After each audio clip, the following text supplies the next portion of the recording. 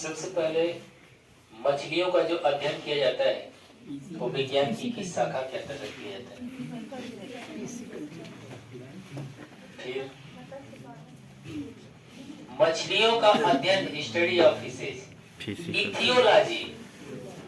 मछलियों का जो अध्ययन किया जाता है वो विज्ञान की किस शाखा के अंतर्गत किया जाता है? इथियोलॉजी। किसी का जवाब सही नहीं था। मछली उत्पादन पूछे आपसे तो पीसी कल्चर होगा, पीस के मसाला खा जाए, पीसी कल्चर। यानी मछलियों के उत्पादन की बात किया जाएगा तो पीसी कल्चर, और मछलियों का अध्ययन स्टडी ऑफ फिशेज, इथियोलॉजी। तो मत्स्य वर्ग जो है यानी मछलियों का जो अध्ययन कहलाता है उसको हम इथियोलॉजी के अंतर्गत अध्ययन करते हैं। और बात आएगी कि मछलियां निवास कहाँ करती हैं, तो जल में निवास करती हैं। कहाँ निवास करती हैं? खोपड़ी पे जल में निवास करती हैं। साथ ही साथ जब जल में निवास करेंगी तो जो मत्स्य वर्ग के जो भी जीव यानी मछलियां वगैरह सब पाई जाएंगी तो इनका जो रक्त होता है वो ठंडा होता है कि गर्म होता है? ठंडा होता है। ठंडा होता है। यानी यह कोल्ड ब्लडेड एनिमल के अंतर्गत रखी जाती हैं। यानी कोल्ड ब्लडेड एनिमल यानी ठंडे जीव वाले प्राणी वे जीव वाले प्राणी होते हैं जो तापमान के बदलाव होने पर सहन नहीं कर पाते। यानी तापमान में चेंज होने पर, तापमान में बदलाव होने पर ये प्राणी सहन नहीं कर पाते हैं। उन सब जीवों को हम ठंडे जीव वाले प्राणी कहते हैं, कोल्ड ब्लडेड एनिमल कहते हैं, यानी ठंडा रक्त वाला प्राणी कहते हैं, है ना।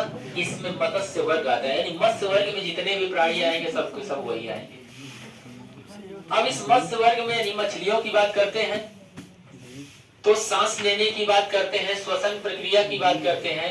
तो मछलियां अपने गिल्स की मदद से, गलफड़े की मदद से सांस लेती हैं। किसकी मदद से? गलफड़े की मदद से। कार्डेटा संघ के जितने भी जीव हैं या तो गिल्स की मदद से, या तो अपने फेफड़े की मदद से, लंग्स की मदद से, या तो इसमें कुछ जीव जो होते हैं अपने क्लोम की मदद से यानी रंध्रों की मदद से क्या करते हैं? सांस लेते हैं, श्वसन प्रक्रिया को आगे बढ़ाते हैं। तो जो मछलियां होती हैं, ध्यान से सुनिए पीछे, जो मछलियां होती हैं वो गिल्स यानी अपने गलफड़े की मदद से श्वसन प्रक्रिया करती हैं, सांस लेती हैं।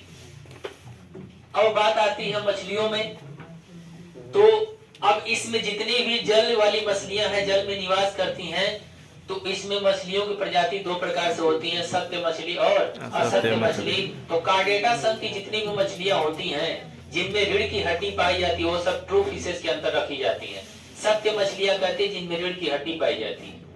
जैसे रोहू मछली की बात करते हैं तो कैसी मछली है?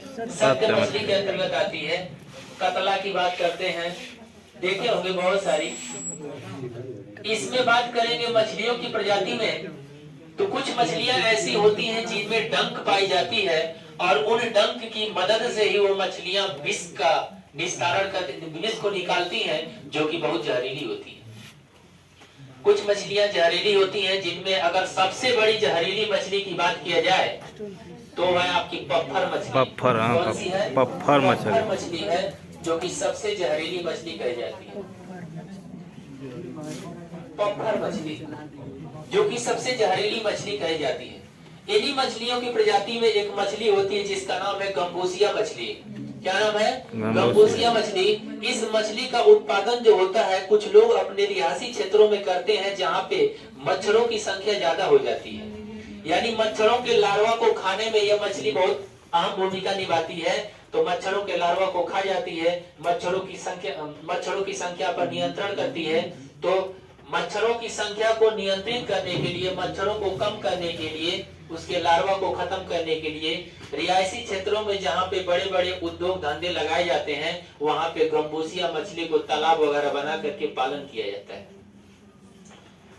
जो घरों में चाहे शोरूम में देखेंगे, चाहे कहीं पे आप जाएंगे